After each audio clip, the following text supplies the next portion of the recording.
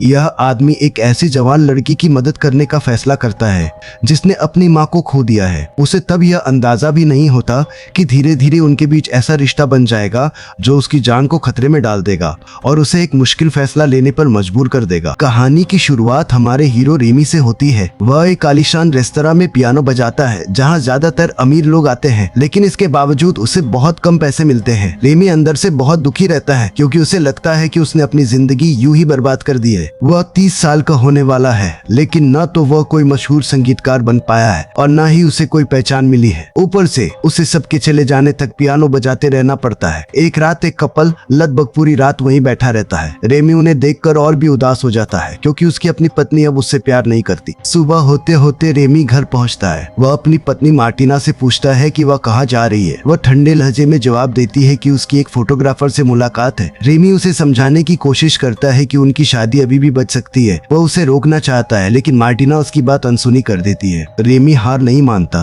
और बार बार उसे समझाने की कोशिश करता है, लेकिन वह कहती है कि उनके पास पैसे नहीं है और ऐसे में उनका रिश्ता नहीं चल सकता।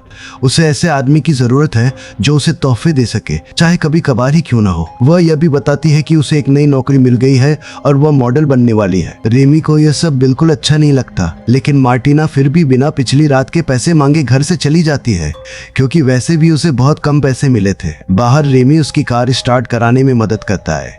किसी तरह कार चालू हो जाती है और रेमी बस उसे दूर जाते हुए देखता रह जाता है। थोड़ी देर बाद कार के ब्रेक फेल हो जाने की वजह से मार्टिना की कार एक सेमी ट्रेलर ट्रक से टकरा जाती है। यह आखिरी बार होता है जब रेमी अपनी पत्नी को देखता है। कुछ मिनट बाद वह टैक्सी से हादसे की जगह पहुंचता है, लेकिन तब तक लोग उसकी पत्नी को वहां से ले जा चुके होते हैं। इसके बाद हम एक लड़की को घर आते हुए देखते हैं। उसका नाम मैरियन है। वह मार्टिना की बेटी है और उन्हीं के साथ रहती थी। रेमी उसका असली पिता नहीं था, इसलिए वह उससे ज्यादा बात नहीं करता था। अब वह समझ नहीं पा रहा था कि उसे उसकी माँ की मौत के बारे में कैसे बताए। वह उससे झूठ बोल देता है कि उसकी माँ काम पर गई है। जब मैरियन उससे पूछती है कि वह इतना अजीब व्यवहार क्यों कर रहा है, तो वह कोई जवाब नहीं दे पाता। बाद में रेमी हिम्मत करके मैरियन के कमरे में जाता है ताकि उसे सच बता सके, लेकिन आखिर में डर जाता है और बस इतना पूछता है कि क्या वो थोड़ा संगीत सुनना चाहती है। मैरियन हाँ कह देती है। रेमी एक रिकॉर्ड चला देता है और फिर वापस आकर उससे एक कागज और कुछ लिखने का सामान मांगता है। वह एक नोट लिखना शुरू करता है जिसमें लिखता है कि वह अब अपनी माँ को कभी नहीं देख पाएगी क्योंकि वह स्वर्ग चली गई है। उसमें वह यह भी लिखता है कि वह उसे सामने से यह बात कहने की हिम्मत नहीं कर पा रहा, इसलिए लिखकर बता रहा है। वह नोट मेज पर रख देता है और जाने से पहले मैरियन से कहता है कि वह खाने का सामान लेने जा रहा है और उसे वह नोट पढ़ लेना चाहिए क्योंकि उसे आने में थोड़ा समय लगेगा। कई घंटों बाद जब रेमी वापस आता है तो वह मैरियन को मेज पर बैठकर वही नोट पढ़ते हुए पाता है। मैरियन उससे पूछती है कि जो कुछ लिखा है क्या वह सच है। रेमी हाँ कह देता है। दोनों मिलकर मार्टिना की मौत का दुख मनाते हैं। मैरियन उससे गुजारिश करती है कि वह उसे अकेला ना छोड़े। वह कहती है कि वह अपने असली पिता के पास वापस नहीं जाना चाहती क्योंकि वह उनसे बहुत कम मिलती है और वे उसके लिए लगभग अजनबी जैसे हैं। रेमी उसे भरोसा देता है कि वह हमेशा उसके साथ रहेगा।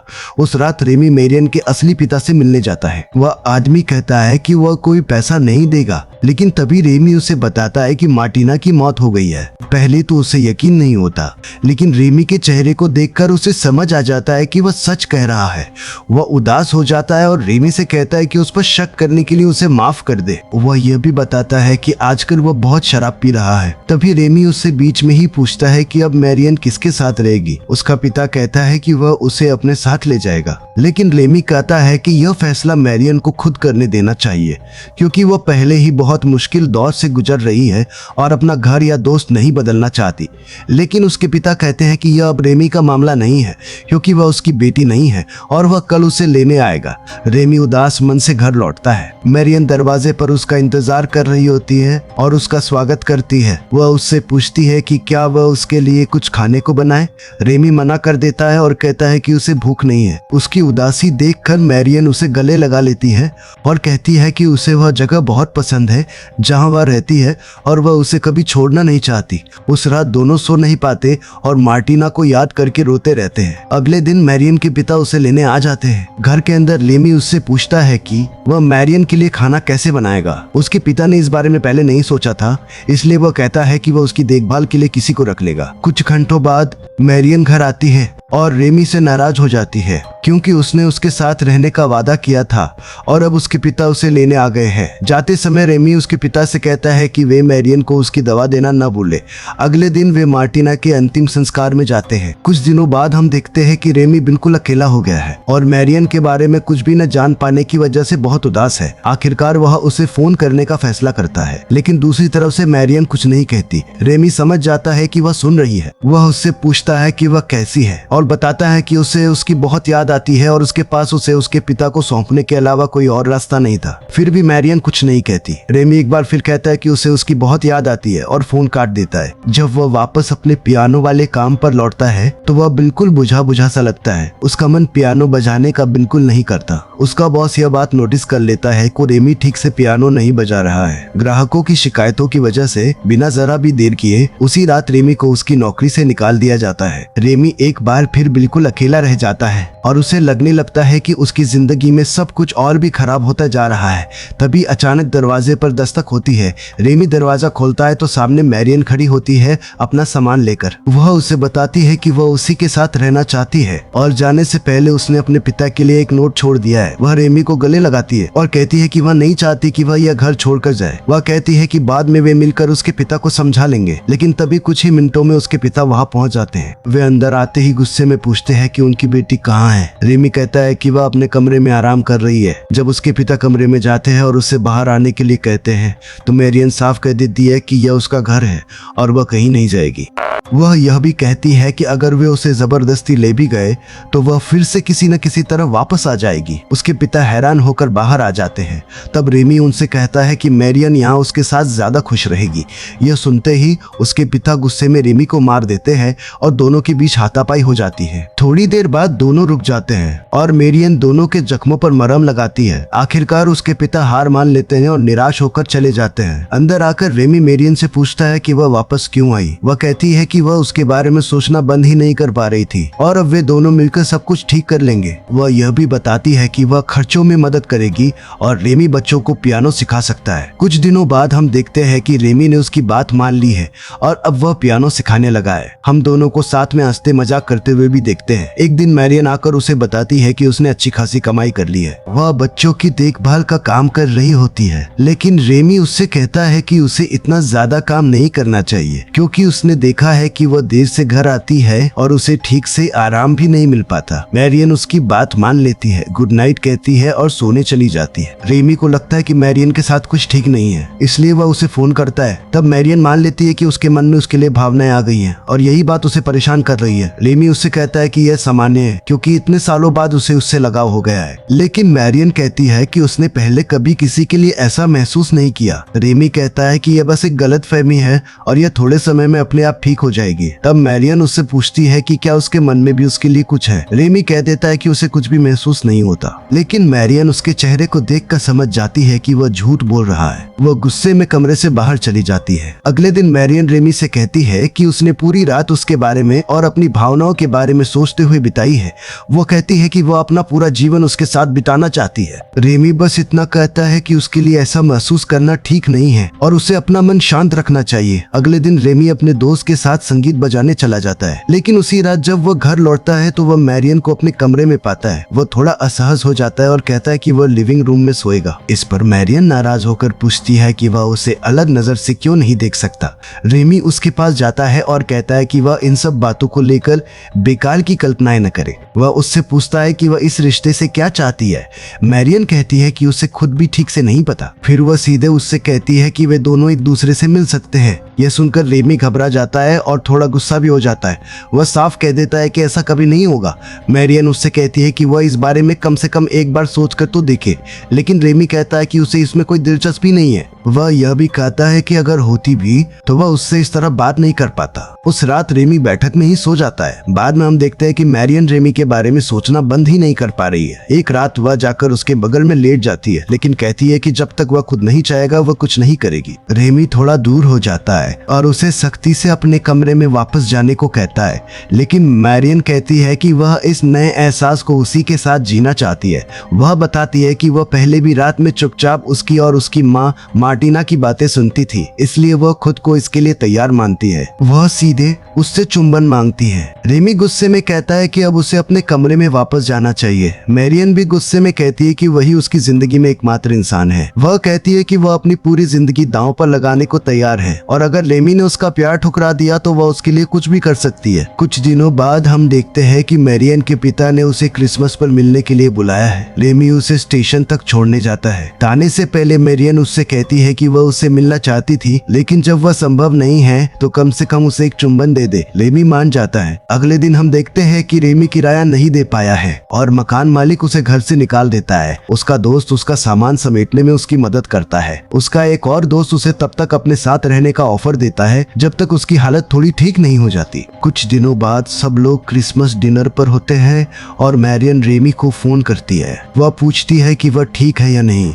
रेमी कहता है कि वह ठीक नहीं है क्योंकि उसे उसकी बहुत याद आ रही है। मैरियन कहती है कि वह भी उसे बहुत मिस कर रही है। रेमी उससे कहता है कि वह उसे यह दिखाएगा। रेमी अपने दोस्त की कार लेकर मैरियन को लेने चला जाता है।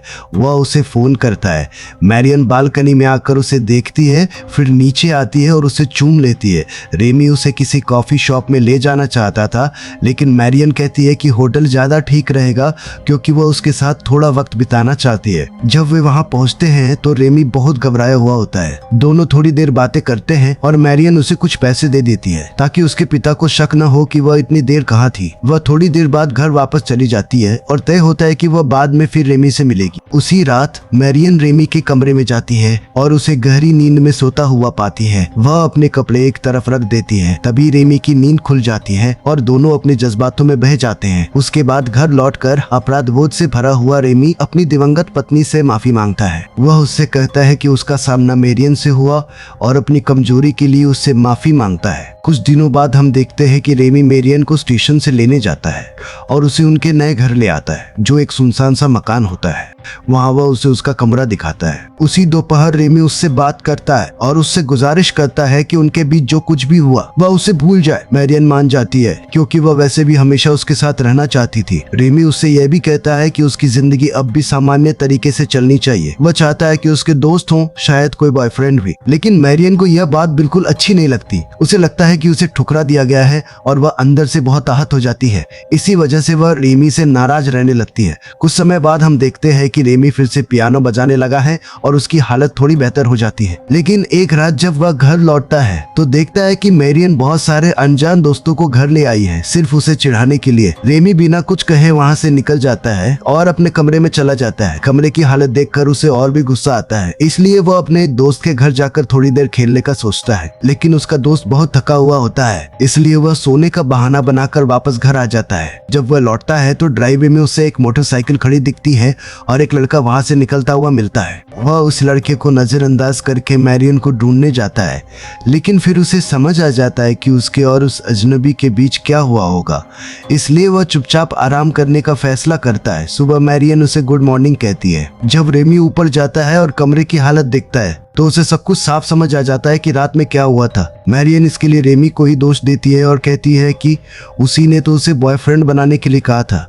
रेमी मान लेता है और कहता है कि वो जो चाहे कर सकती है क्योंकि यह उसकी जिंदगी है। उससे में मैरियन कहती है कि वह हमेशा उसी की रहेगी, लेकिन रेमी चुपचाप वहां से चला जाता है। कुछ समय बाद हम देखते हैं कि रेमी को मैरियन की एक दोस्त की बर्थडे पार्टी में पियानो बजाने के लिए बुलाया जाता है। वहाँ मेहमानों में से एक जानबूझकर तेज म्यूजिक चला देता है ताकि कोई रेमी को ना सुने। फिर भी रेमी पियानो बजाता रहता है क्योंकि सब लोग नाचना चाहते हैं। उस लड़की की माँ रेमी से माफी मांगती है। रेमी कहता है कि कोई बात नहीं, वह समझता है कि जवान लोग कैसे होते हैं। वह महिला रेमी को डिनर पर रुकने के लिए कहती है, लेकिन रेमी मना कर देता है और कहता है कि उसे जाना है। जाने से पहले वो मैरियन को वही छोड़ देता है ताकि वह थोड़ा और मजे कर सके।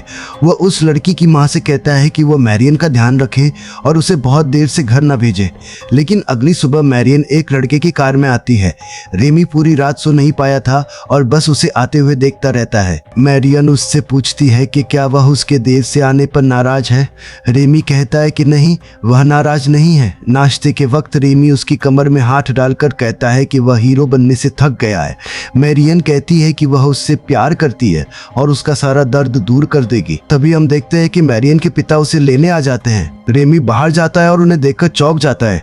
वह कहता है कि वह अपनी बेटी के साथ कुछ दिन रहना चाहता है। रेमी कहता है कि मैरियन अभी घर पर नहीं है और बाद में आने को कहता है, लेकिन उसके पिता कहते हैं कि वे बस एक पल के लिए अंदर आना चाहते हैं। आखिरकार रेमी मान जाता है। जब वे अंदर बैठकर बात कर रहे होते हैं तभी मैरियन नीचे आ जाती है। उसके पिता को कुछ गड़बड़ लगने लगती है। वह रेमी को घूर कर देखते हैं। फिर वे मैरियन से पूछते हैं कि उसने ऐसे कपड़े क्यों पहन रखे हैं। मैरियन कहती है कि वह अभी अभी उठी है। रेमी तुरंत कह देता है कि उसे पता ही नहीं था कि मैरियन घर में है। मैरियन के पिता अपनी बेटी से कहते हैं कि अगर वे तीनों साथ रहे तो बेहतर होगा, क्योंकि तब वे उस पर नजर रख पाएंगे। मैरियन कुछ नहीं कहती। रेमी कहता है कि यह आइडिया बुरा नहीं है। जाते जाते उसके पिता कहते हैं कि वे जल्दी ही वापस आएंगे और सारी बातें ठीक से तय कर लेंगे। उनके जाने के बाद रेमी और मैरियन एक दूसरे को गले लगा लेते हैं, ये जाने बिना कि मैरियन के पिता खिड़की के पास खड़े होकर सब कुछ देख रहे हैं। वे अंदर आ जाते हैं और पूछते हैं कि क्या वे दोनों आपस में रिश्ता बनाने की सोच रहे हैं। रेमी गुस्से और हैरानी का नाटक करते हुए कहता है कि ऐसा सोचना भी पागलपन है।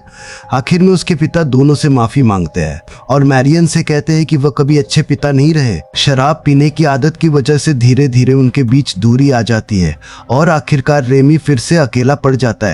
एक रात मैरियन बेबीसिटर का काम करके घर लौटती है और रेमी को जगा देती है। वह उससे मदद मांगती है क्योंकि जिस बच्चे की वह देखभाल कर रही थी वह अचानक बीमार पड़ गया है और उसकी माँ फोन नहीं उठा रही है। रेमी उसके साथ चलता है और दोनों डॉक्टर को बुलाने का फैसला करते हैं। डॉक्टर दवा लिख देता है और रेमी से उसे लाने को कहता है, लेकिन रेमी के पास पैसे नहीं होते, इसलिए वो अपने दोस्त से उधार लेने चला जाता है।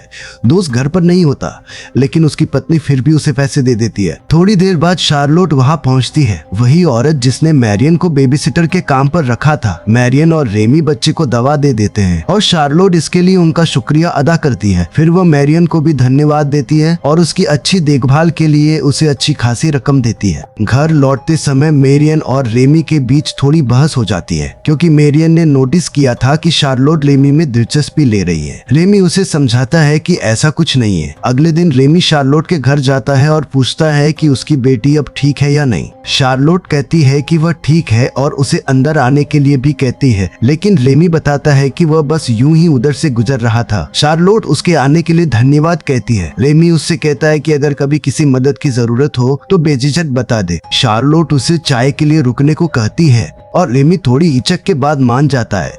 दोनों कुछ देर बातें करते हैं और शार्लोट बताती है कि उसे संगीत बहुत पसंद है। उस रात रेमी घर आता है और मैरियन से कहता है कि वह उससे बहुत प्यार करता है। थोड़ी देर बाद मैरियन उससे पूछती है कि क्या वह शार्लोट के घर गया था। रेमी कहता है कि हाँ और बताता है कि अपनी उम्र के किसी इंसान से बात करके उसे थोड़ा सुरक्षित सा महसूस होता है, लेकिन वह साफ कह देता है कि उसके और शार्लोट के बीच कुछ भी नहीं हुआ। मैरियन उससे कहती है कि एक दिन वह भी उसी की तरह हो जाएगी, तब वह उसके साथ भी वैसे ही सुरक्षित महसूस करेगा। वह रोते हुए कहती है कि वह चाहती है कि रेमी खुश रहे और उसका अपना एक परिवार हो। कुछ दिनों बाद हम देखते हैं कि रेमी और मैरियन शार्लोट को पियानो बजाते हुए सुन रहे हैं। जाते वक्त रेमी कहता है कि वह हमेशा के लिए संगीत छोड़ रहा है और मैरियन से कहता है कि वह किसी को यह न बताए कि वह कभी संगीतकार था। मैरियन मान जाती है, लेकिन जाने से पहले वह रेमी को एक सुनसान जगह पर ले जाती है और कहती है कि वह जानती है कि रेमी अंदर से बहुत दुखी है और अब उन्हें अलग हो जाना चाहिए। वह कहती है कि वह उसके लिए कोई और अच्छा साथी ढूंढने की कोशिश करेगी। वह यह भी कहती है कि उसे लगता है कि शार्लोट के साथ रेमी ज्यादा खुश रहेगा, लेकिन फिर भी वह समय समय पर उससे मिलने आती रहेगी। उसी शाम हम देखते हैं कि रेमी और शार्लोट साथ में खाना खा रहे होते हैं। तभी मैरियन अपने पिता के साथ वहां आ जाती है। हैरान होकर उसके पिता पूछते हैं कि वह यहाँ क्या कर रही है, लेकिन मैरियन कोई जवाब नहीं देती और उल्टा पूछती है कि क्या वह कुछ पीना चाहेंगे। थोड़ी देर बाद उसके पिता कहते हैं कि उन्हें साथ रहना चाहिए और मैरियन उन्हें गले लगा लेती है। रेमी शार्लोट के साथ डिनर के बाद घर लौटता है, लेकिन जब वह देखता है कि मैरियन वहां नहीं है तो वह वापस शार्लोट के पास दौड़ जाता है। शार्लोट उसका इंतजार कर रही होती है। वह उससे कहती है कि अब उसका दिल धीरे धीरे ठीक हो जाएगा। तभी शार्लोट की बेटी आती है और दोनों को साथ देखकर खड़ी रह जाती है। यहीं पर इस कहानी का सार खत्म होता है। इसे देखने के लिए आपका बहुत बहुत धन्यवाद।